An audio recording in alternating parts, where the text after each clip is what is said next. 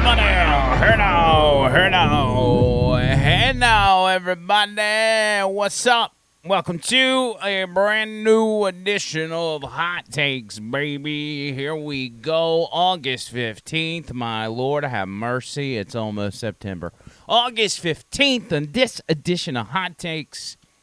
I appreciate each of you guys that decide to check in with us every Tuesday, Wednesday, and Thursday. Now, as you know, at least some of you guys know, those of you that watch us on YouTube, you know that we kind of copped out last Thursday, which happens.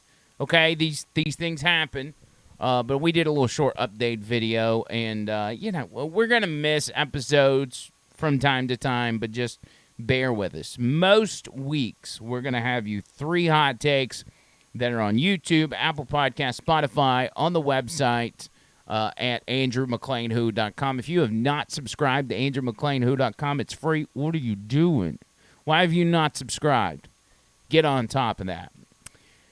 So the 4th Trump indictment, ladies and gentlemen, number 4, lucky number 4. This time in Georgia. I want to break it down for you and let you know what's really going on here, because there's a scam being perpetrated on this country, and it's unlike anything we've ever dealt with in the history, maybe in our lifetime, but maybe in the history of the country. But first, let me tell you about my ladies and gentlemen at Vapor Forge. Hold on. I like to bring out my sign. Vapor Forge on 280, proud sponsors of the Over the Line. The Over the Line, that's right. 4673 Highway 280. If you need that phone number right there, baby, 205-874-9010. Love them, long time. Tony, Amy, the rest of the crew. As a matter of fact, Tony is in my driveway right now as we speak. He's just outside the studio, and he is pressure washing my driveway. Now, he recently got a new fancy pressure washing tool, okay? And he's had a lot of fun using it. And so he asked me yesterday, he's like, hey, I know this is going to sound weird, but can I come pressure wash your driveway? And, you know, as men, you don't really want people doing the work around your house. But Tony and I are pretty close, so I'm like, yeah. And I understood Tony in the sense of Tony wants to use his new toy. So I'm like, yeah, sure, that's no problem. You knock yourself out. Make yourself at home. Do whatever you got to do. So he's legitimately, right now, as we're recording this podcast, I even took a video while I was out there before I started the podcast. This is him getting after it in my driveway. Look at him go, having the time of his life. Look at that mean machine right there. Tony is loving it. Oh, there goes Tony. You know how he is. Tony is something else. This is why I love the guy. And what about that hip action, man? Did y'all see? Let me look at this. Look at this right here. What's his hip action? Is it going to let me? Here we go. Boom, boom, boom. I love that guy. Hey, listen, though, for real. Look at the job that he's doing on my driveway. It's literally no joke. You ain't going to believe it. Look at the difference and what my driveway did look like and what it looks like now. Look at that. Would you look at that? Wow. I didn't know my driveway was that color. I know people pressure wash their driveway and everything else, but I had no idea it was that dirty. Now, I should have, because I've never done that before on this driveway, but whatever. It's fine.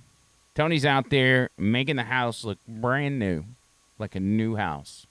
I may even, after he gets done, I may sell the house because the value is probably going to go up by $10,000. Just being honest.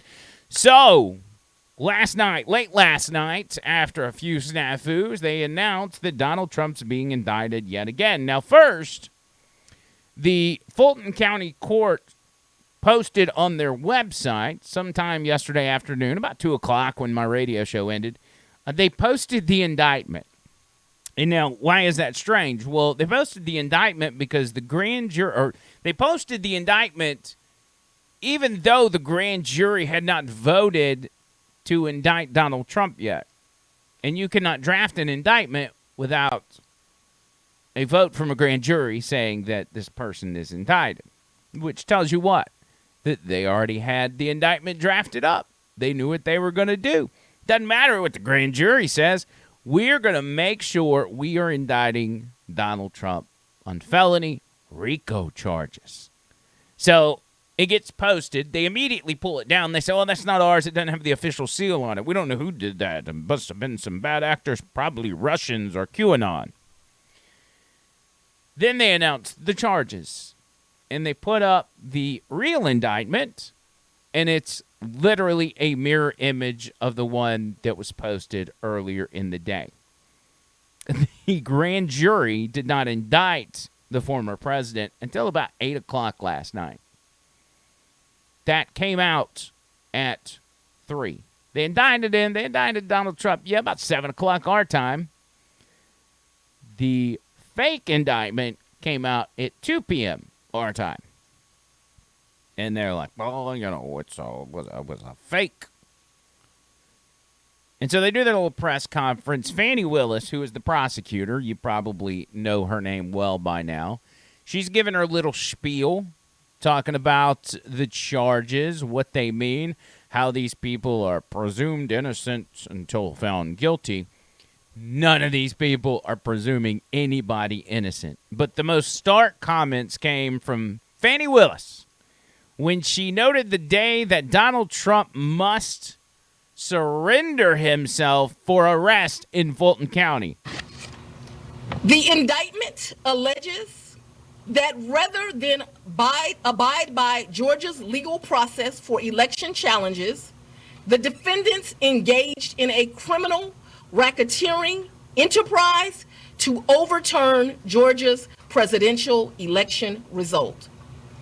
Subsequent to the indictment, as is the normal process in Georgia law, the grand jury issued arrest warrants for those who are charged. I am giving the defendants the opportunity to voluntarily surrender no later than noon on Friday, the 25th day of August, 2023. This is a low IQ person. This is a very low IQ person. You can tell many ways. You can tell by the words she used. You can tell the heightened tone of her voice. You can tell by her demeanor that she's incredibly nervous because she's now playing with the big boys. And you can read the indictment. All of those will bring you to the conclusion that Fannie Willis is a low IQ individual. Legal scholars, well, real legal scholars that actually study the law and not pretend to know the law and get on TV and talk about Trump belongs in jail. Real legal people looked at this and thought it was hilarious. They couldn't believe it. That what they've done, and I'll give you a couple details as to what they're using to say where he committed these illegal acts. But once she gives her low IQ speech to let everybody know what exactly is going on, the crowd, the media, got to ask questions. And, of course, they all ask stupid questions because the media is concerned about, when's Donald Trump going to be in jail? Is he going to get a mugshot? Blah, blah, blah. By the way, if he gets a mugshot, that's going to be something the Democrats wish they had, but they are going to regret ever getting a mugshot of Donald Trump. I promise you that. One reporter from Fox News happened to ask the appropriate question, which was, hey, there was an indictment that was posted to the website earlier today. You said it was fake, but then you posted the real indictment tonight, and it was the exact same. How did that happen? Here's old Fannie Willis and her explanation. The mandatory minimum when it comes to RICO charges, whether it's servable by probation or how that might play out. The RICO charges has time that you have to serve, so it's not a probated sentence. Madam District Attorney, what's the timetable for the trial? What is the timetable for the trial? As you know, in this jurisdiction, trials are set by the judges. And so it will be the judge that sets the date of the trial. This office will be submitting a proposed scheduling order within this week. However, that will totally be at the discretion of the judge. You're the fourth person, the fourth jurisdiction now to indict Donald Trump. Do you believe you need to be the fourth one to try him, or could you move it up? Do you want to be the first to try him? I don't have any desire to be yeah, first well, or can last. we hurry up I and do wanna this? try him and Yeah. be respectful for our sovereign states. We do want to move this case along, and so we will be asking for a proposed order that occurs a trial date within the next 6 months. Had any contact? There was earlier today, there was a fictitious document, according to the Fulton County Clerk's Office, that was circulated online with charges against former President Donald Trump. That fictitious document matched exactly the charges that we now see in this indictment. Can you tell us more about that document leak? Because now you have the former president's lawyers who are saying that this is emblematic of a serious problem with your office. No, I can't tell you anything about what you refer to. What I can tell you is that we had a grand jury here in Fulton County. They deliberated till almost 8 o'clock, if not right after 8 o'clock. An indictment was returned. It was true billed, and you now have an indictment. I am not an expert on clerks' duties or even administrative duties. I wouldn't know how to work that system, and so I'm not going to speculate. Ma'am, you're not an expert on anything. Again, Fannie Willis, a very low IQ individual. I'm not an expert on any of that, so I don't know. I don't know why that document got out there. I've never seen it before. They know exactly why that document was out there. They already had it created. Screw the grand jury. Who needs a grand jury? We've got a plan in place. This is election interference. There's no grand jury in election interference. Not as far as they're concerned. And when it comes to the grand jury, who would these people be? You're in Georgia. You're in Georgia, which is red, no matter how many times they tell you Democrats have taken it over. Georgia's not a Democrat state. If Georgia was a Democrat state, they wouldn't have had to shut down the vote counting and send everybody home so Ruby Freeman could start dragging out suitcases full of ballots. If they were a blue state, that would have never happened. But whatever. So you get a plethora of people who, whoever got put on this grand jury was overwhelmingly in support of charging Donald Trump and his co-conspirators. But if you think back to a time not long ago when all of this started and they started talking about grand juries in Georgia. Well, there was this one young chick that came out and she said she was the foreperson for the grand jury. And everybody's like, for real? She's like, yeah, I'm the foreperson, and I want to do some media interviews. I want to tell everybody about what it's like to be on a grand jury looking to throw Donald Trump in jail. Y'all remember this? This chick right here, she had a heyday with the media telling everybody what it was like to try to throw Donald Trump in jail. Did you personally want to hear from the former president? I wanted to hear from the former president, but honestly, I kind of wanted to subpoena the former president because I got to swear everybody in. And so I thought it'd be really cool to get 60 seconds with President Trump of me looking at him and being like, do you solemnly swear? And me getting to swear him in. I kind of just thought that would be an awesome moment. I can see how trying to get the former president to come talk to us would have been a year in negotiation by itself. So it sounds like that was ultimately a battle that you all decided not to wage. Exactly. That's kind of how it ended up, was that, and I'd be fascinated by what he said, but do you think he would have come in and said anything groundbreaking, or just the same kind of thing we've heard? So at some point, you don't need to hear 50 people say the same thing. Okay, that's enough from you. Check. Okay, so listen. If we're being honest, was she on this grand jury still? She was. She was a foreperson. And think about this. The people that were on that grand jury, they all collectively decided, hey, this girl's the one we want to be the foreperson. So what does that say about everybody else's character? Second of all, was she on this grand jury? Was she still the foreperson? I don't know. I don't even know if she was on the grand jury. But to know that the people, the same people that indicted Trump last night are the same people that picked that chick to be on the grand jury. These are the people that hold in their hands the fate and the freedom of a former president of the United States. And you'll hear the argument, well, you can complain about D.C., but there's trials all over the country. There's a Trump appointee here and a Trump appointee there. Dude. Dude, this is the biggest scam perpetrated on America in my lifetime. The biggest scam. Maybe if y'all are 9/11 truthers, obviously you can throw that in there and probably put that ahead of it. But this is the biggest scam the government has perpetrated on you, because it's not about Trump.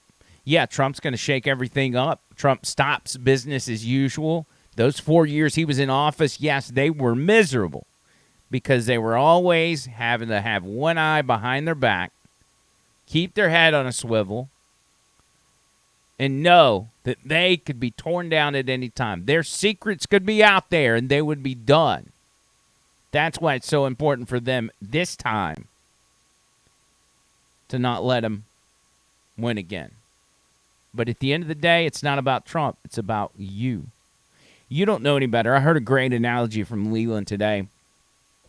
And he was talking about one guy who was one of these CNN guys, and he was talking about how, or he's one of these, I guess, Republican establishment guys, and he was talking about the problem with politics these days is the grassroots supporters, people like yourself that maybe donate $20, $30, $50 to a presidential campaign. That you guys get excited about your guy and start donating money, and that person then turns around and gains popularity. And that people like us who make small donations to candidates, we need to cut it out. You need to let the rich people handle it. You need to let the people with the big money that are donating tens of thousands, hundreds of thousands of dollars to campaigns, let them decide who the representative needs to be of the respective party. The Democrats get to do that because you think some pink-haired, latte-drinking liberal is donating to a presidential campaign? She don't have any money. She doesn't work. She don't have any money. She spends it all at Starbucks and on weed. But people like us, who are out working every day, making money, and believe in something like we believe in Donald Trump, we donate that money. And that drives not just Democrats, but establishment Republicans crazy. They say that because you're donating that money, you're putting people that are cuckoo for Cocoa Puffs in a position to win primaries, referring to Trump. People on both sides of the aisle, the friggin' uniparty, thinks that you dumb backwards redneck don't have enough sense to pick the right man for the job. Even though your guy proved himself for 4 years, you don't know no better. You're just a dumb hillbilly. So take your money and put it somewhere else. Don't put it into politics. Let the rich people handle it. That was the analogy Leland made, and I thought it was fascinating. But it all comes around. Again, this is an attack on you, and it's why they're going after Trump. Here's the names of the people that are the co-conspirators with Donald Trump. You'll recognize some of these names: Rudy Giuliani, John Eastman, lawyer of Donald Trump, Mark Meadows, Donald Trump's chief of staff.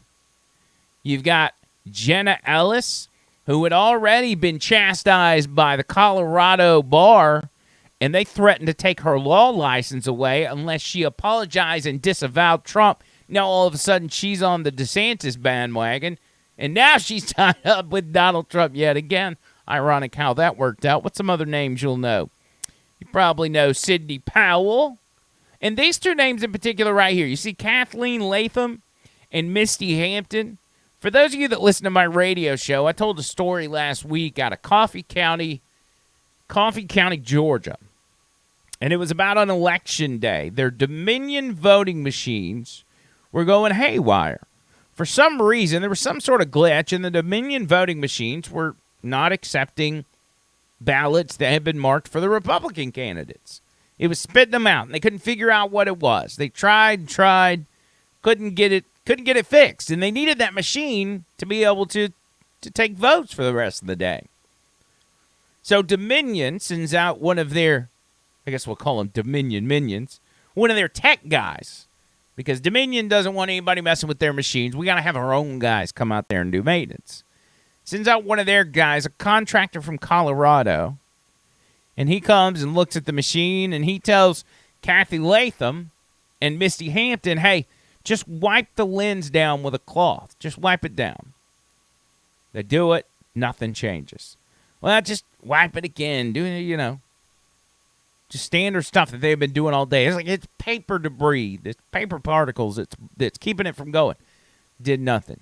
Finally, the guy that's running the show up there told the Dominion guy, hey, if you don't get this fixed in 30 minutes, I'm calling all the media outlets from around here, and I'm bringing them down here to cover this story, that you can't get our voting machines to work because it looks shady at this point. Dominion guy from Colorado gets on the phone with his big boss, has him on speakerphone. The dude that's running the show at the polling place tells him, hey, get it fixed or I'm bringing the media down. So Dominion guy goes outside, takes his phone off speakerphone, goes outside, talks to his boss for about 30 more minutes. He comes back in, and he's smiling, and he's excited. He's overly happy to the point that Kathleen and Misty were like, it's kind of weird. Like, he's getting on her nerves. But he's excited. He comes hopping, skipping in there, and he's like, I got it this time. I know what's going to fix it. He goes and he stands by the machine. He's got a cell phone just like this. And he's just looking at the machine, just kind of typing some stuff out. And he tells Kathleen, or he tells Misty, hey, wipe that lens off one more time. So they wipe it, and then all of a sudden it starts working. Dominion guy never even touched the machine. So Kathleen and Misty got pretty suspicious and started asking questions. That's where the criminal activity came in. They ask questions. They're not allowed to ask questions. Well, how can they do that, Andrew? You can't arrest somebody for asking questions. Oh, you can.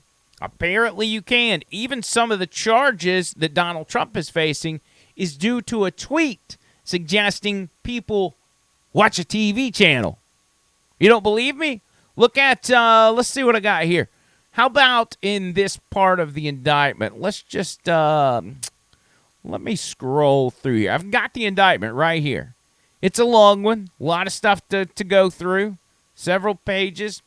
But if you go down to section 100, Act 100 as they call it, this is their evidence of the crime. So Act 100 says, on or about the 30th day of December 2020, Donald John Trump caused to be tweeted from the Twitter account, Real Donald Trump, hearings from Atlanta on the Georgia election overturn now being broadcast. Check it out. OAN, Newsmax, and many more. Brian Kemp, who's the governor of Georgia, should resign from office. He is an obstructionist who refuses to admit that we won Georgia big. Also won other swing states. This, they say about Donald Trump, was an overt act in furtherance of the conspiracy. Act 101, moving down. On or about the 30th day of December 2020, same day, Donald Trump caused to be tweeted from Twitter. Hearings from Atlanta on the Georgia election overturn now being broadcast live on Right Side Broadcasting Network. 2 tweets meant the same thing, telling people to tune in. That, ladies and gentlemen, is a crime. That is their evidence against Donald Trump and proof that he was part of a conspiracy to overturn the election. Even Mark Meadows in the indictment. Again, he's being charged with asking somebody for a phone number. Look at this. Act 6. On or about the 21st day of November 2020, Mark Randall Meadows sent a text message to United States Representative Scott Perry of Pennsylvania and stated, quote, Can you send me the number for the speaker and the leader of the Pennsylvania legislature? POTUS wants to chat with them. This was an overt act in furtherance of the conspiracy. This is weak, man. This is weak, man. And I know it's frustrating for everybody. I completely understand that. But I've got faith that this is going to pan out the way it needs to. The part that sucks is having to watch these people literally get a boner in their pants because they think they got him.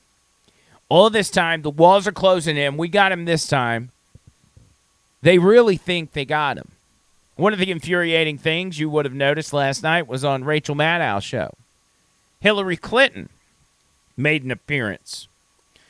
And she pondered with Rachel Maddow, oh, how ironic. He wanted to lock me up, and now look at him. He's indicted. Fancy meeting you. Oh, here. I It's really can't nice to have you believe here. this.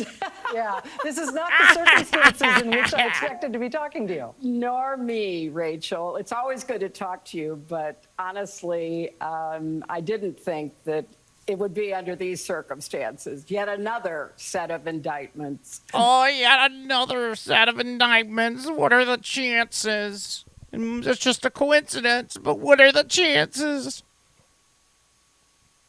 They're laughing all the way to the bank. Why are they laughing? Why do they think this is funny? Because I assume that you and I are on the same page. We don't think this is funny. We think this is very detrimental to the country. Part of why they think it's funny is because they know that he did nothing wrong. But not only that, but they know that they've been doing the same thing during every single election. They're like, yeah, we did it. We know you know we did it. And now Donald Trump's going to jail for the exact same thing. Go back to January 6, 2017. Joe Biden is the vice president at the time. He's presiding over the electoral count. All these Democrats, one after another, objecting to the certification of the election, objecting to the electors of every state over and over and over again. Because 10 of the 29 electoral votes cast by Florida were cast by electors not lawfully certified. I object to the votes from the state of Wisconsin, which should not be legally certified. No debate. Mr. President, I object to the certificate from the state of Georgia on the grounds that the electoral votes were not. Debate. There's no debate. And I object to a certificate from the state of North Carolina. I object to the 15 votes from the state of North Carolina.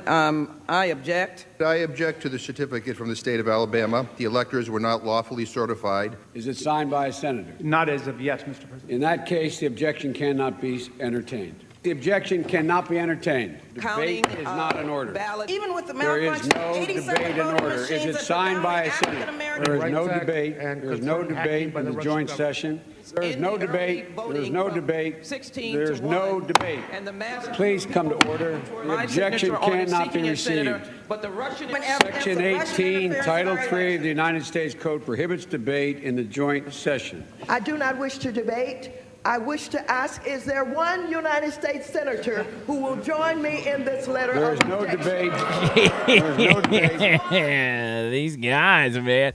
These guys. They did the same thing. The exact same thing. And they're throwing average people. Forget Donald Trump. They're throwing average people, trying to throw average people in prison.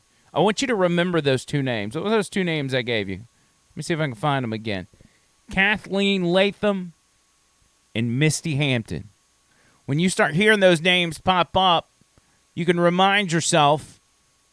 Andrew was talking about those guys last week.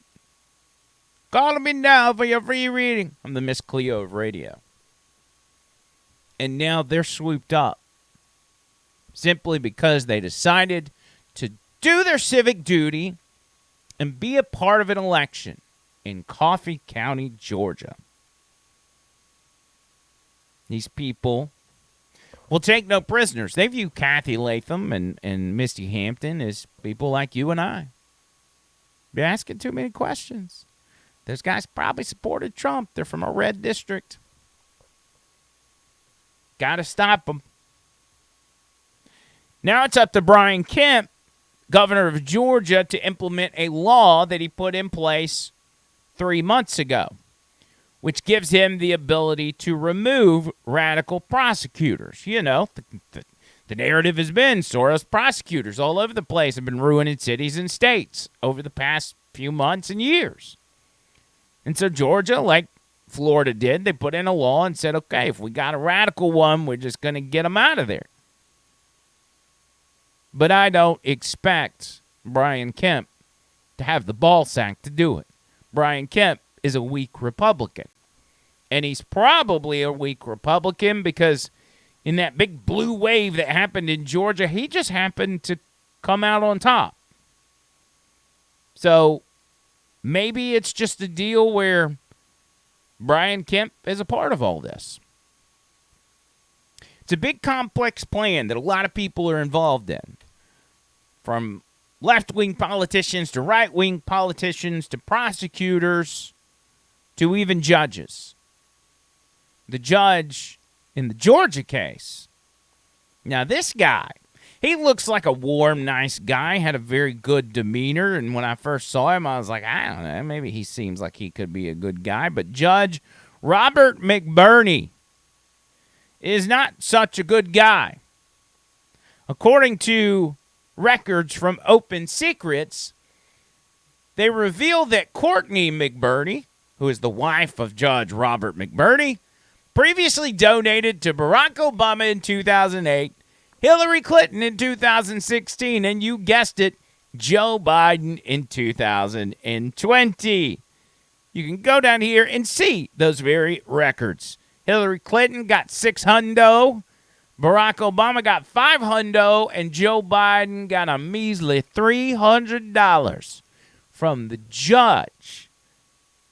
The judge's wife that's presiding over Donald Trump's Georgia case. It's all set up this way on purpose. They screwed the pooch on the Florida deal with the Mar-a-Lago gimmick because they tried to try that case in Washington, D.C. And the judge in Miami was like, you can't do that because you came down here and raided his house where you're accusing him of committing that crime down here. So you got to put it in the court down here. That's just how it works. Jack Smith, also a very low IQ individual, didn't think that went through. That's why the new D.C. charges. That's why the new Georgia charges. Some legal minds have said that the most problematic case of all is the one in Florida. And that's the one they seemingly screwed up. I don't think they've got a case on any of them, personally. But that's why over and over and over again, they continue to send them in. Donald Trump sent out a Truth Social tweet. I guess it's a tweet. It's a truth. That's what it is. After this indictment, and he said, a large, complex, detailed but irrefutable report on the presidential election fraud which took place in Georgia is almost complete and will be presented by me at a major news conference at 11 a.m. on Monday for next week in Bedminster, New Jersey. Based on the results of this conclusive report, all charges should be dropped against me and others. There will be a complete exoneration. They never went after those that rigged the election. They only went after those that fought to find the riggers. And I know this is not going to surprise you, but that last word, riggers, which is a term to say a person who has rigged a rigged election, people have alluded to Donald Trump saying that because he meant something else. He meant a derogatory term. They're like, oh, that sounds awful close to something else. That must have been what he meant. Maybe a little typo. These people are stretching, bro. They're stretching. I got a lot more to say. We'll be on the air 11 a.m. Central Standard Time, Talk 99.5, talk995.com. You can also listen live from the website andrewmcleanwho.com, or you can check out the archive shows there. They're always up and running. I have so much to say about this situation in Maui. At first, I thought, tragic accident, but how could they not get those fires under control? Now it's starting to make a little more sense. It's getting shadier by the moment. I'll talk about that on tomorrow's Hot Takes, so don't you miss it. And we'll keep rocking and rolling. Thank you all for everything you do. Like, share, comment, all that jazz. And until next time, see you, cuz!